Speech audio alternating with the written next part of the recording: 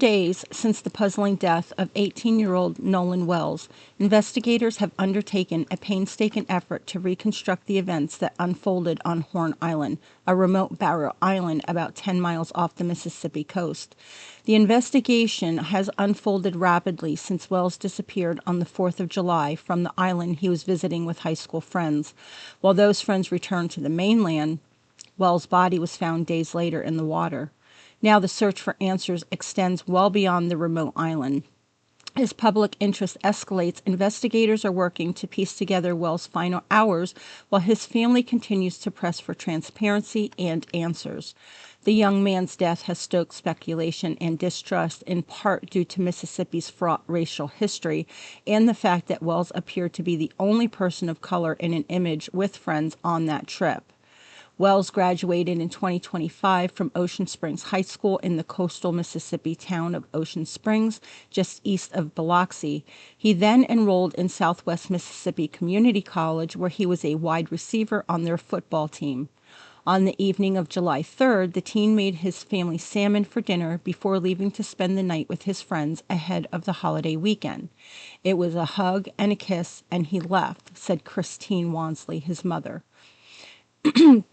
And just like countless Americans across the country, Wells set out to mark the July 4th holiday on the water. He joined his friends for a boat trip to Horn Island, a federally protected barrier island known for its untouched beaches, shifting shoreline, and quiet isolation. It wasn't uncommon for Wells to visit the island with friends. The boat departed from the southern shore of Mississippi at 9:56 a.m. on July 4th, arriving at the western tip of Horn Island at 11:14 a.m. Documents from the Mississippi Department of Marine Resources show Wells was supposed to return to school after the holiday weekend to start training for the upcoming football season. In photos from the boat that day, the 18-year-old towers above his friends, his arm casually slung around their shoulders as he smiles for the camera. And at 5:44 p.m., the vessel arrived back to the mainland. But by the time the group returned that afternoon, a day that began as a holiday celebration took an unsettling turn. Wells was not with them. His family reported him missing the night of July 4th after they received a phone call around 11 p.m. At some point that day, people called for towing assistance on the boat Nolan Wells had previously been aboard. In an audio from that call, Department of Marine Resources, a teenager tells an operator a pump stopped working and the boat is sinking. The audio file shared with CNN did not include a timestamp. We're in 30 foot of water. I want to get this boat unsank and towed back. Later, the teen explains there's like 7 other people on the boat, none of whom are 21, after being asked about how many adults are present. He also says he does not have a very high frequency or VHF radio and provides his location near Horn Island. As the first hours passed without answers, Wells' mother turned to social media, sharing desperate appeals for information about her son's whereabouts.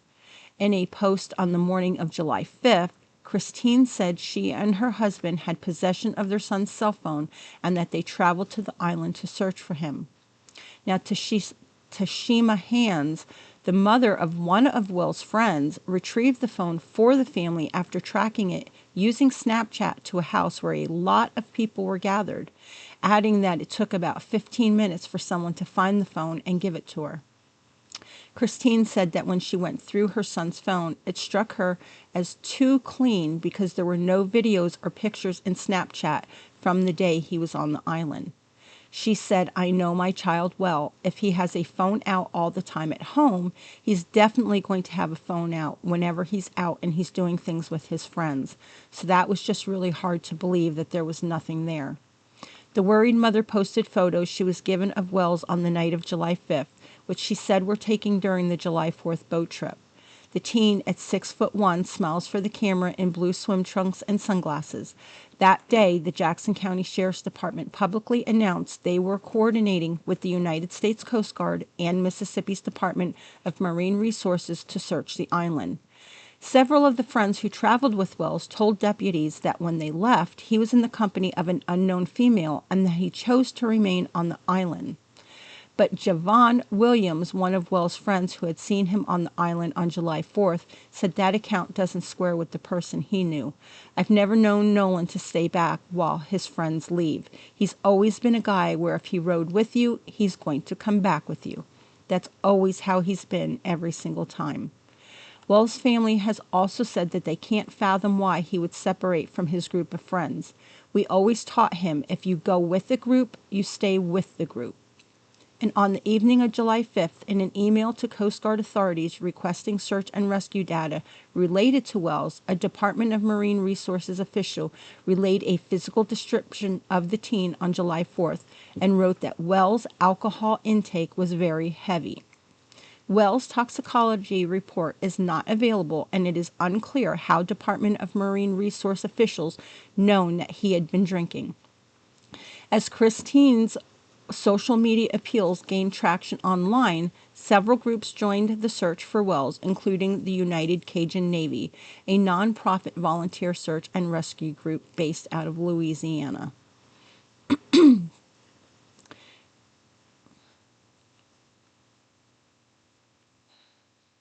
The beach was described as being packed with boats and people, some of whom had been drinking alcohol.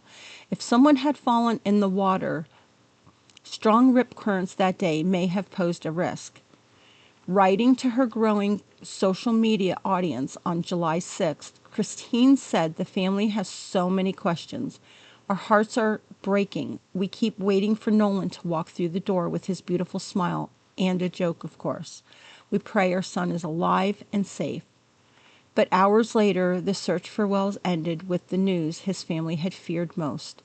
A body matching Wells' description was recovered from the water near the shoreline. There were no immediate signs of physical injury. The coroner's office requested that the autopsy be conducted at the state medical examiner's office because of the condition in which Wells' body was found and to definitively determine whether there was any trauma or foul play. Officials are still awaiting test results, including toxicology, before determining a cause of death. But underneath the anticipation, skepticism was mounting online over the accounts of Wells' final hours with his friends and statements from police. A statement from the sheriff on July 6th that no foul play was suspected in Wells' death seemed to only fuel frustration and anger on social media. Many have looked at the photos of Wells where he appears to be the only young black man in the group pictures and sensed danger. A reminder of Mississippi's fraught racist past, many argue, is still alive today.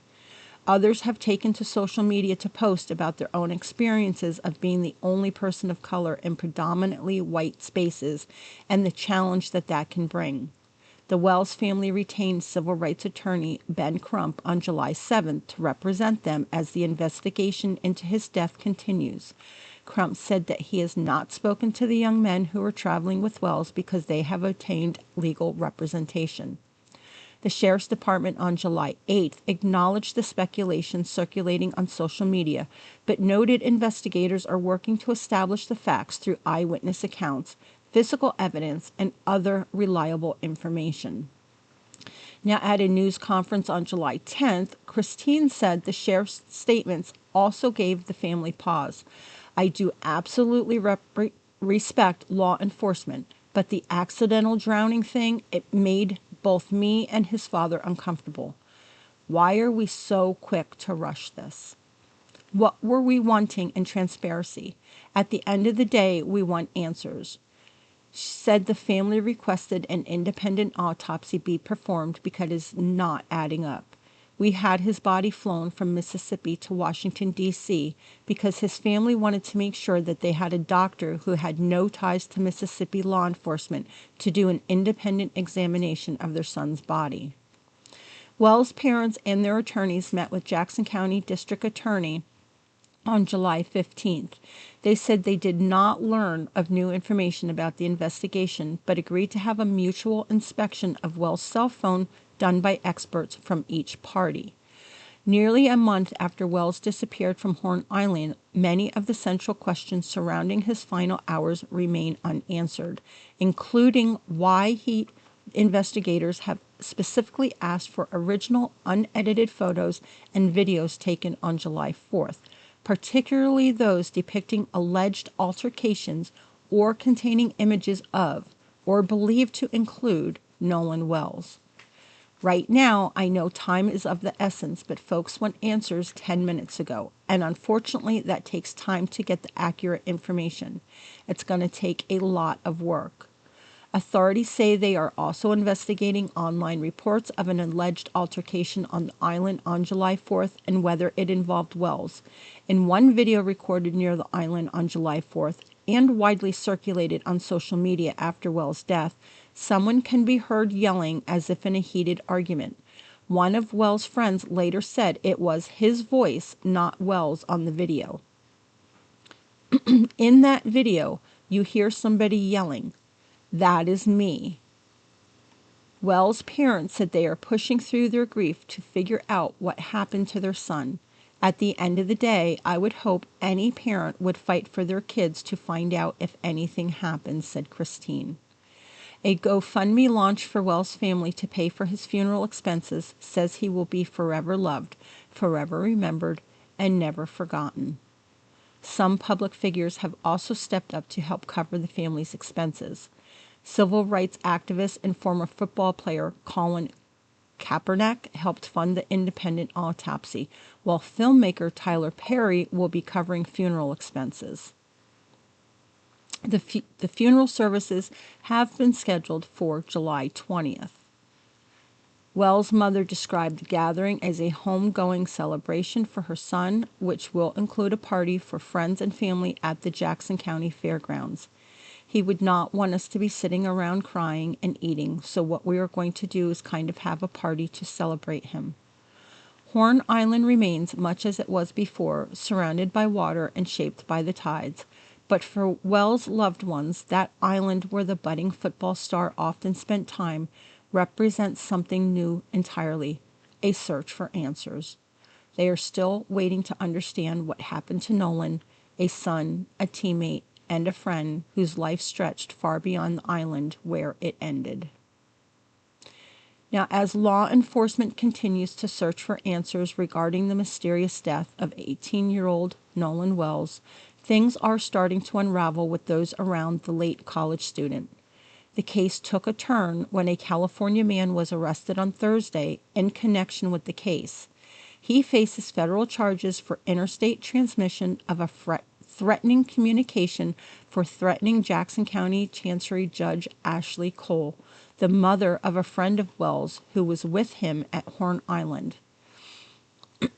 The man is a 27-year-old Sacramento native named Joseph Alfredo Vasquez Damarque. In early July, Cole posted screenshots on Facebook of threatening messages she received. One of the messages, from user YAE962, who authorities believe is Damarque, reads as follows: "There will be a package coming to your guy's office in the next few days. It's going to blow you away when you see it. LOL. Probably best to have the boys there to see as well. Blood. So much blood everywhere. Hard to clean, especially from a boat. But yours will be quick, I promise. I got you information. Not even the FBI can stop this. Once that package is open, the timer will start." And if convicted, Damarque faces up to 5 years in prison, a $250,000 fine, and up to 3 years of supervision post-release. OnlyFans model Kimber Lee is clapping back as Wells' friends Bart Edmondson Jr. and after his lawyer Russell Latino alleged in a 5-page threat that Lee was aiming to defame him on social media, claiming he was somehow involved with Wells' death. The model and social media personality, however, does not appear to be taking the cease and desist too seriously, posting memes like "marked safe from getting sued by Russell Latino" while continuing to share her theories about the case.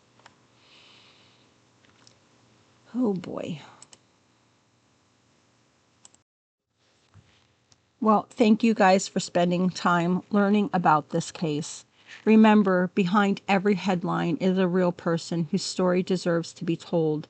If you enjoyed this and found it informative, then please, if you haven't done so, subscribe, like, and share. It helps the channel more than you know. And turn on your notifications so you can always get updates. Do me a favor and put your thoughts down below what you think about this case. Do you think his friends were involved in his death? Or was there truly an accident? Until next time, guys.